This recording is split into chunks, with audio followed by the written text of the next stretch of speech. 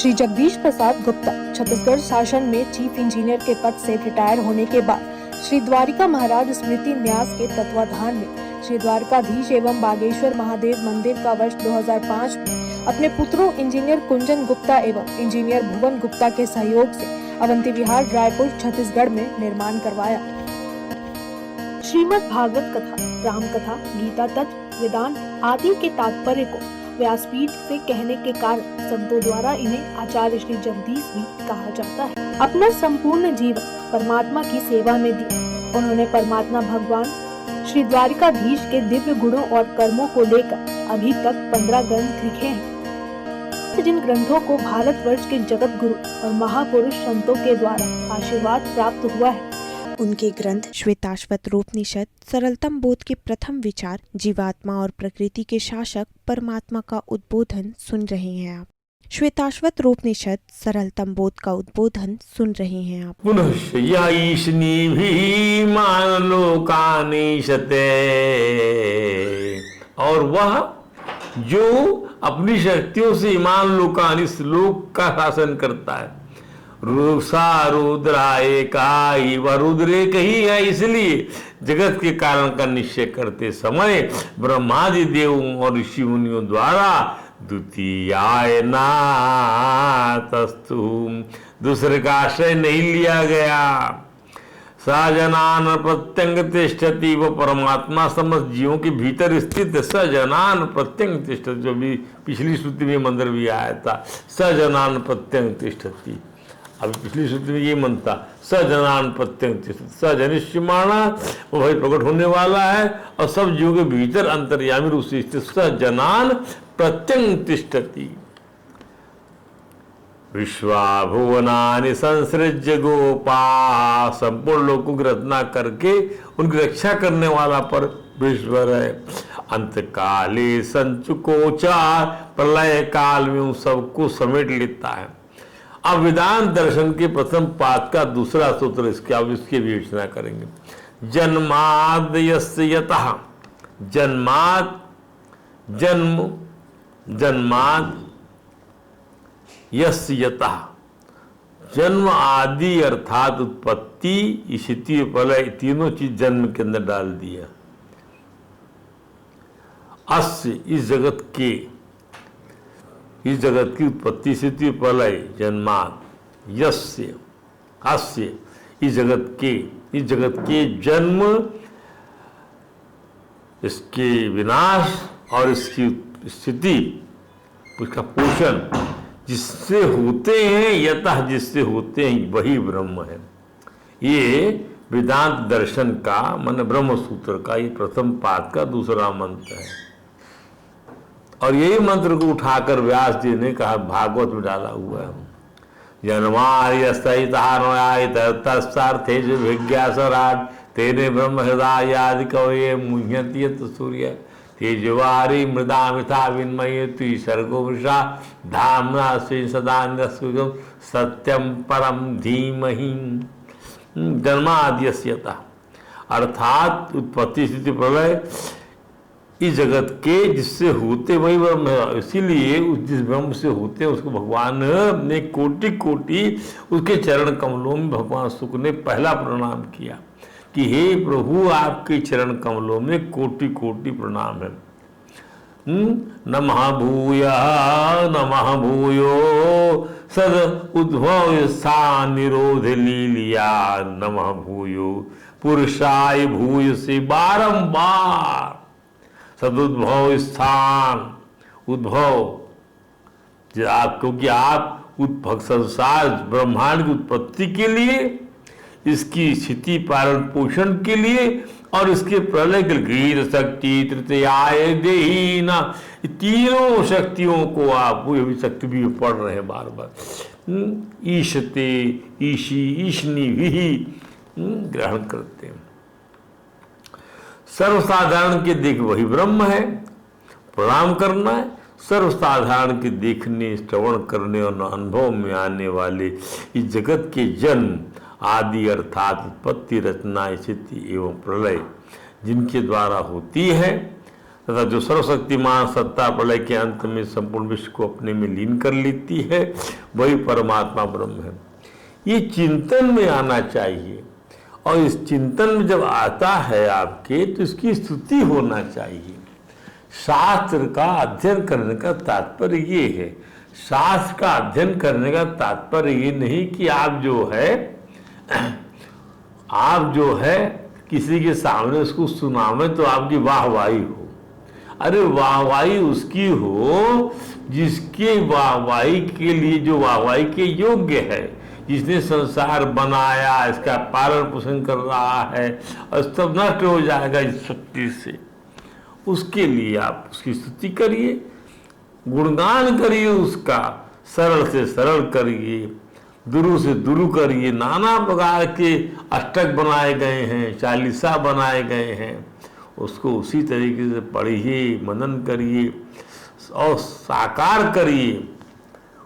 फिर देखिए, प्रेम से पढ़िए, प्रेम से जाइए, प्रेम रूपी पत्रावली मांगकर उसको पढ़िए, आनंद आएगा आपको। भगवान रुक नहीं सकते, उनका तो वचन ही यही है, ये यथा मां प्रपद्यन्ते तास तथैव भजाम्य, मैं उसको वैसा ही प्यार करता हूँ। और ये भी कह दिया भगवान ने, जब गोपांगनाओं ने पूछा कि इस संसार में एक वो होते हैं कि जो प्यार करने वालों को प्यार करते हैं, एक वो होते हैं जो प्यार ना करने वालों को भी प्यार करते हैं, और एक वो होते हैं जो प्यार करने वाले प्यार ना करने वाले दोनों को ही प्यार नहीं करते। भगवान ने बड़ा सुंदर उत्तर दिया ब्रजवनिताओं को, कहा ना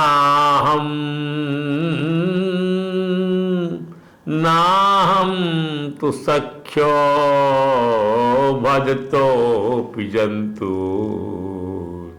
सखियों, मैं जो हूं इस प्रकार का प्यार नहीं करता। ना हम तो सख्यो भजतो पिजंतु, तुम मुझको प्यार करो मैं तुमको प्यार करूं, ना ना ना ना, मैं ऐसा प्यार नहीं करता। ना हम तो सख्यो भजतो पिजंतो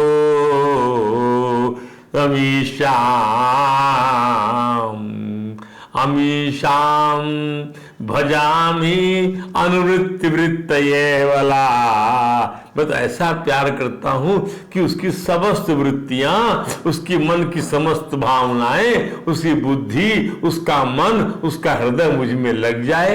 इसलिए मया तिरोहितम भजताम परोक्षम, मैं तुम्हारे से प्यार करता हुआ छुप जाया करता था। क्यों? इसलिए यथा धन लब्ध धने विनष्टे यद चिंतया निभृतो नवेद। उस किसी का धन चला जाए, जिसके गरीब का, तो उस धन की चिंता में जो है कुछ भी समझ में नहीं आता। ऐसे प्यार करता हूँ कि बार बार उसको झलक दिखाता हूँ कभी, और फिर वो पागल हो जाता है, मेरे पीछे दौड़ने लग जाता है कि उसकी वृत्ति हटती नहीं मुझसे। ये सब चीज भगवान स्पष्ट करते हैं उनके, वो खुद ही आपको जो है दर्शन देंगे, कहीं दिखेंगे, कहीं एक आध बार किसी प्रकार से। सबके जीवन, मेरे जीवन का तो अनुभव ही यही है। श्री रंगनाथ जी के मंदिर में साक्षात भगवान की जो है स्वर्ण आकृति उभर के सामने आई, दरवाजे पर मैं रोने लग गया। तो आज तक वह चीज, उसके बाद भगवान जो है अपनी लौ लगा दिए, प्रेम लगा दिए और छुप गए, छुप छुप के प्यार करते हैं और मुझसे बातें करते, यही चीज बन जाती है। तो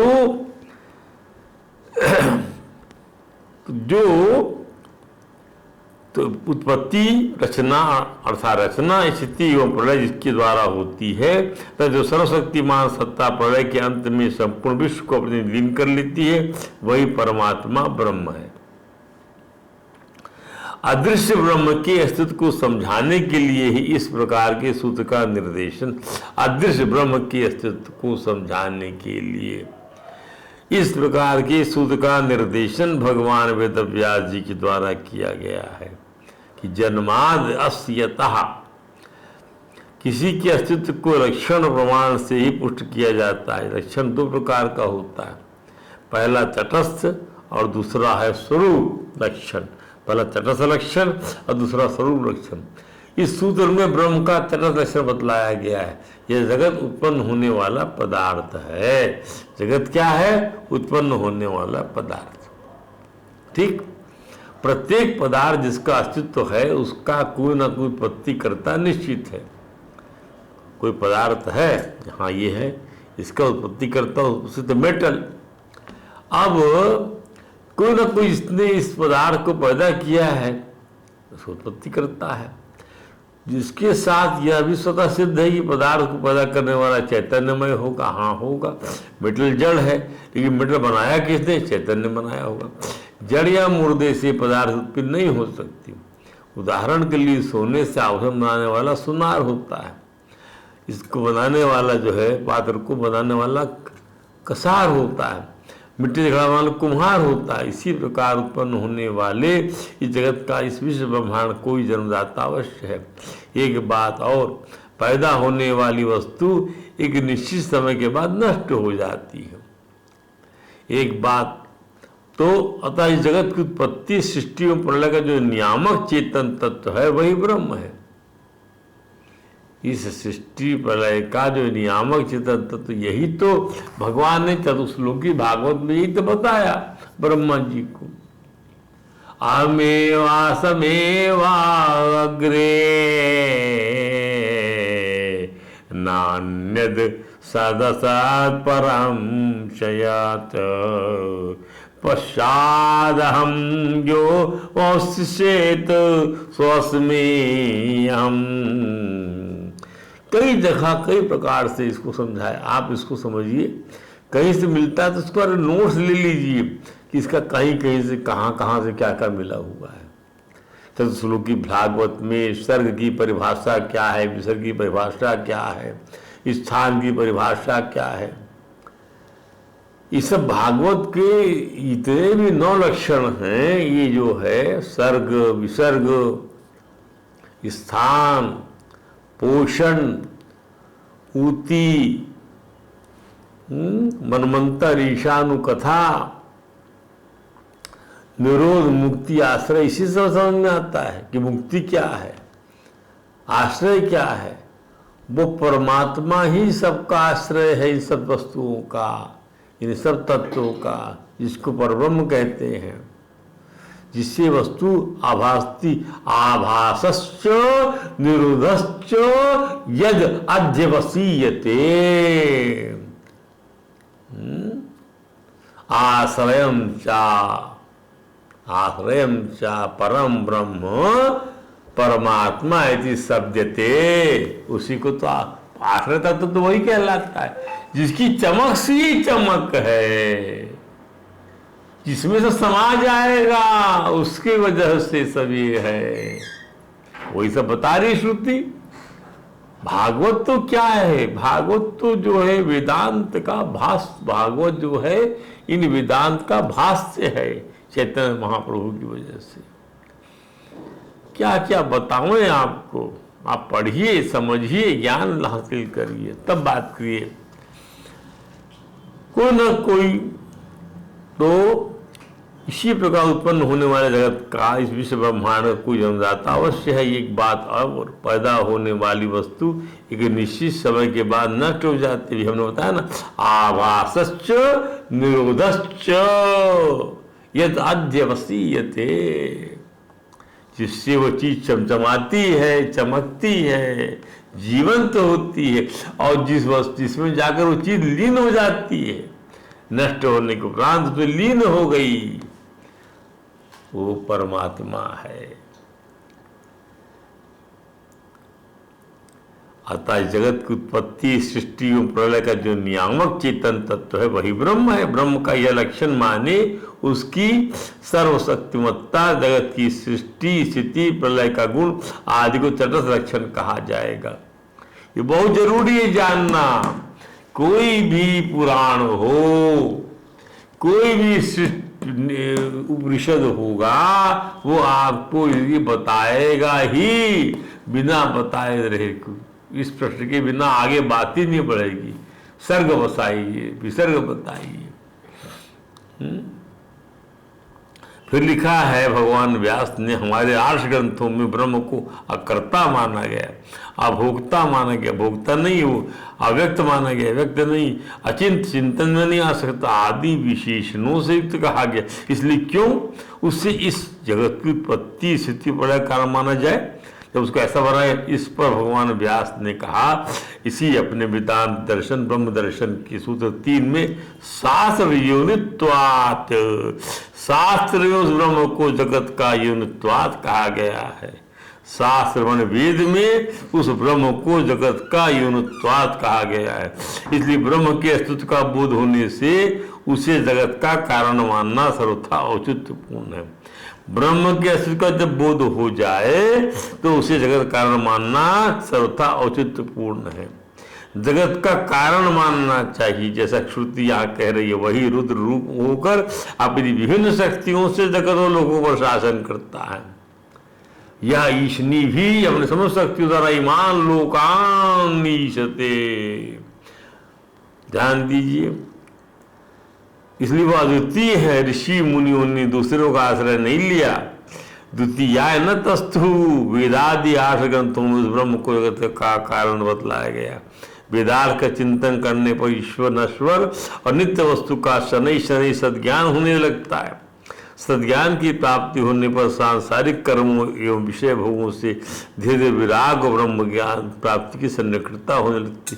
सद्ज्ञान हुआ और सांसारिक कर्म विषय भोगों से धीरे धीरे विराग और ब्रह्म प्राप्ति की सन्निकटता, विराग होने लगेगा। इसका अर्थ क्या है? जब विराग होने लगे तो आप कर्म निष्काम कर्म योगी बन जाएंगे आप, ये इसका अर्थ है।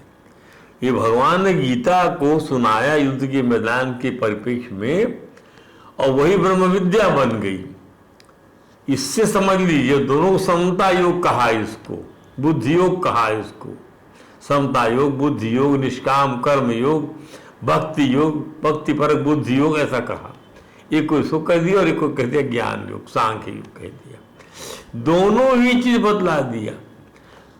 और ज्ञान योग बतला करके आत्मा अजर है, अमर है, इतना मंत्र दे दिया। अब उसको समझाते हुए ये सब चीज युद्ध कर, युद्ध कर, ये सब ज्ञान हासिल करने पर तुझको आइडल नहीं बैठना है कि माला अपना माला जपते जंगल चले जाओ, नहीं। हर जगह जंगल है। जहां आपको लड़ना है वह स्थिति, वह युद्ध स्थल है।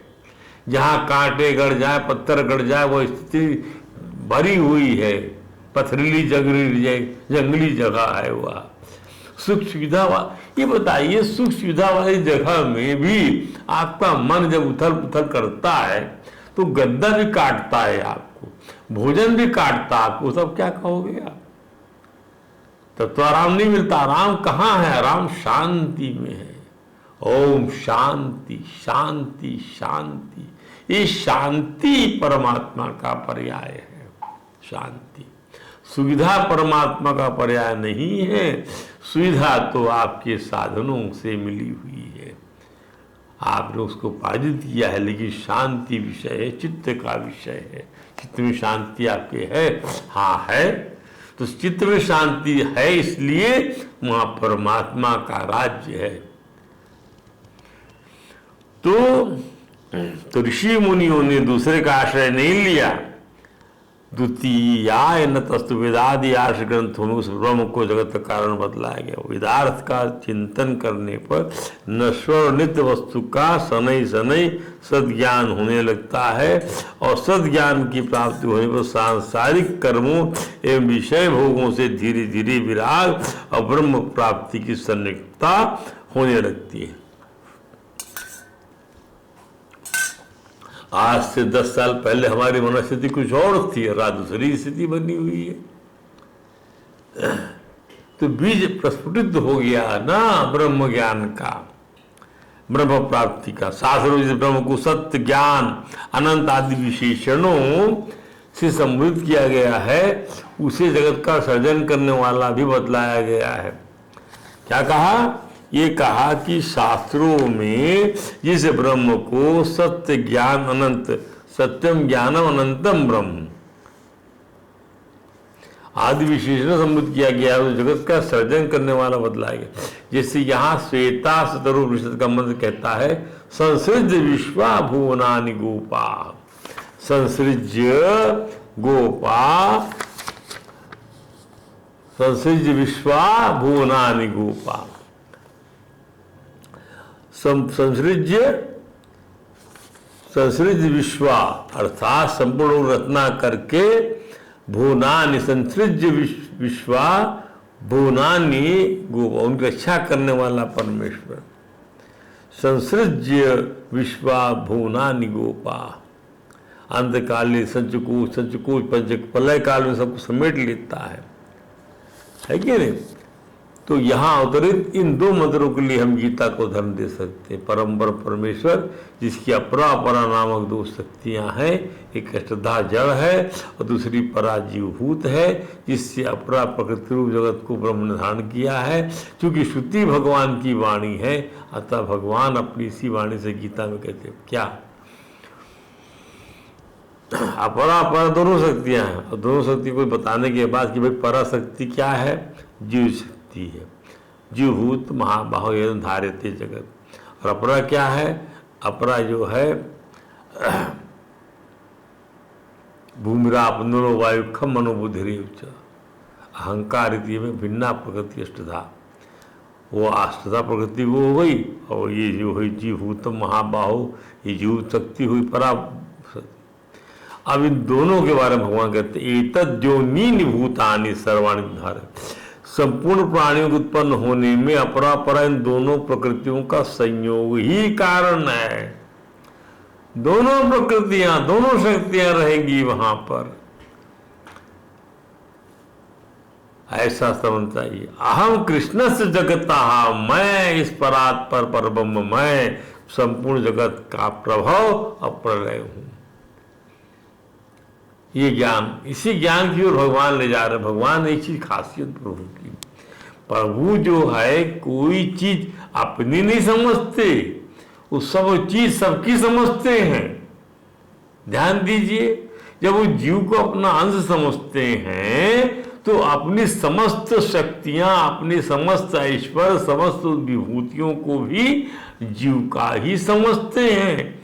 इसलिए बोलते हैं जीव मेरा रूप बन जाए, मेरा रूप बन जाए, ध्यान करे, कर्म करे, योग करे, उपासना करे, स्वाध्याय करे, कथा सुने, मेरी पद्रूप हो जाए, मद्रूप हो जाए, तद्रूप हो जाए, तद्रूप हो जाए, ऐसा करके वो मुझ में ही विचरण करेगा।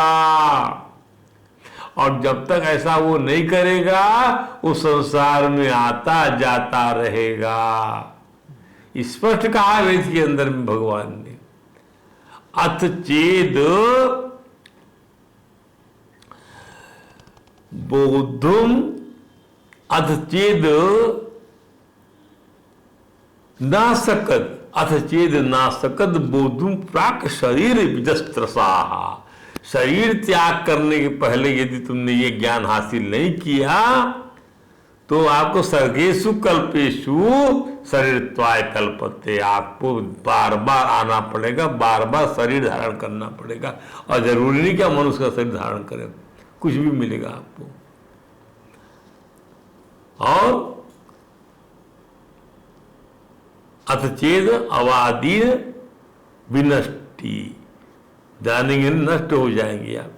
इसको काश की वार्य माया की प्रबलता ये बोध ही नहीं होने देती, ये बोध ही नहीं होने देती। कभी परिस्थितियों का जमावड़ा आता है, कभी ये जमावड़ा आता है। वो लोग बड़े सौभाग्यशाली होते हैं जिनके समय में उनको अवसर मिल जाता है भगवान की संरचना में। अब ये दो मंत्रों के लिए हम तो भगवान कहते एतद्योनिनि भूतानि, जितने भी देवता, मनुष्य, पशु पक्षी आदि जंगम और वृक्ष लता घास आदि सावर प्राणी हैं, ये सब के सब परब्रह्म परमात्मा की अपरा और परा प्रकृति के संबंध में से उत्पन्न होते हैं। यही बात गीता के श्लोक में कही गई है, यावत् संजायते किंचे सत्वम स्थावर जंगमम।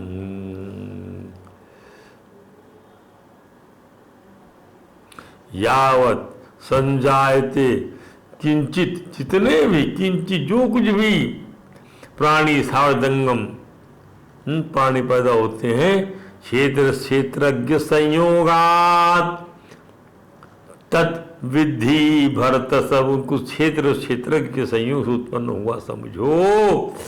यावत् संजायते किंचित सत्वम स्थावर जंगमम क्षेत्र क्षेत्रज्ञ संयोगा तद विधि भरतर्षम। दो सर्वाणी तुधारे स्वर्गलोक, मृत्युलोक, पाताल लोक आदि संपूर्ण लोकों के जितने भी स्थावर जंगम प्राणी हैं, ये सब के सब अथवा सब के सब अपरा परा प्रकृति के संयोग से उत्पन्न होते हैं। तात्पर्य है कि परा प्रकृति में अपरा को अपना मान लिया है, उसका संग कर लिया है, इसी से सब प्राणी पैदा होते हैं। इसको समझ लीजिए। अहम कृष्ण से जगता प्रभाव, मैं मात्र वस्तुओं को सत्ता स्फूर्ति परमात्मा से ही मिलती है। इसलिए भगवान कहते कि मैं संपूर्ण जगत का प्रभाव और उत्पन्न करने वाला और प्रलय अर्थात लीन करने वाला हूँ। श्रुति का डिंडिम घोष भी यही है। प्रभाव से तात्पर्य है कि भगवान जगत के निमित्त कारण है, क्योंकि संपूर्ण दृष्टि सृष्टि भगवान के संकल्प से पैदा हुई। सदैक्षत बहुश्याम प्रजायति, छांदोग्य उपनिषद का ये मंत्र है। जैसे घड़ा बनाने में कुम्हार और सोने के आभूषण बनाने में सोनार ही निमित्त कारण है, ऐसे संसार मार्ग भगवान ही निमित्त कारण है। प्रलय कहने का तात्पर्य है कि इस जगत का उपादान कारण भगवान ही है, क्योंकि कार्य मात्र उपादान कारण से उत्पन्न होता है। कार्य मात्र उपादान कारण से उत्पन्न होता है। कार्य उपादान कारण से, मट्टी से उत्पन्न होता है घड़ा, मट्टी उपादान कारण है, घड़ा कार्य है। उपादान कारण रूप में ही रहता है और अंत में उपादान कारण में ही लीन हो जाता है। वो कार्य जो है उपादान लीन हो जाएगा। जैसे घड़ा बनाने में मिट्टी उपादान कारण है, ऐसे चेतना में भगवान उपादान कारण है। जैसे घड़ा मिट्टी से ही पैदा होता है, मिट्टी रूप में हो जाता है और अंत में टूट करके घिसते घिसते मिट्टी बन जाता है। इसी प्रकार सोने और उसके आभूषणों से समझ सकते हैं, ऐसे ये संसार भगवान से उत्पन्न होता है, भगवान में लीन हो जाता है, भगवान में रहता है, अंत में भगवान में ही लीन हो जाता है। ऐसा जानना ही ज्ञान है। सब कुछ भगवत स्वरूप है, भगवान के सिवा दूसरा कुछ है ही नहीं, ऐसा अनुभव हो जाना ज्ञान है। और ज्ञान की अनुभूति मुक्ति की प्रदाता है। अमृत ज्ञान की अनुभूति मुक्ति की प्रदाता है। क्यों? उसकी वजह मुक्ति क्या है? मुक्ति हित्वा अन्यथा रूपम स्वरूप व्यवस्थिति ही भागवत कहती है। अपने स्वरूप में स्थित हो गए आप, अन्यथा रूप छोड़ दिया, सारी उपाधियों का त्याग कर दिया, तो मुक्ति हो गई। और काहे की मुक्ति होना है? आत्मा सर्वदा मुक्त है। आपको छुटकारा मिल जाए, उपाधियों से छुटकारा पाइए। उपाधियों, उसका बहुत बड़ी लाइन है, ये बहुत बड़ी लाइन है। उपाधियों छुटकारा पाइए, नहीं छूटता उपाधि का छुटकारा। उसको सोचिए उसको। श्री भागवत में मैत्रेय ऋषि और महात्मा विदुर जी के संवाद में भी यही बात स्थापित, ब्रह्मा जी नारद जी संवाद में भी यही बात आती। और इसी को परम भागवत श्री सुखदेव जी महाराज ने मुमुक्षा के लिए आए हुई राजा परीक्षित को इसी ज्ञान से भर दिया और उनकी मुक्ति हो गई। फिर भागवत के अंतर्गत वेद गर्भ श्री ब्रह्मा जी देवर्षि नारद जी की सृष्टि के निर्माण विषय प्रश्न उत्तर में जो महत्वपूर्ण बात कहते हैं उनको उद्धृत करते हैं। वो क्या है महत्वपूर्ण बात? सत्वं रजस्तम इति निर्गुणस्या गुणास्त्रया। निर्गुण के ये तीन गुण है, बताइए। निर्गुण के 3 गुण क्या? सत्वम रजस्तमिति निर्गुणस्य गुणाश्रया स्थिति सग निरोधेषु गृहीता माया विभो। स्थिति सर्ग और निरोध के लिए क्या कि माया रूपी ये शक्ति को तीनों गुणों ग्रहण कर लिया भगवान ने निर्गुण होकर। कार्य कारण कर्तृत्व द्रव्य ज्ञान क्रियाश्रया बदनंती नित्यदा मुक्तम आयनम पुरुषम गुणा सही से भगवान लिंग स्त्रीभिरेभिर्दुक्षजा स्वालक्षिता कतिर्वम सर्वेशाम चेश्वरा। इस श्लोक का विस्तृत विस्तार कल के विवचन में करेंगे। आज यही विश्राम देते हैं प्रवचन को। बोलिए वृंदावन बिहारी लाल की। हरे राम राम राम हरे हरे, हरे कृष्ण कृष्ण कृष्ण हरे हरे।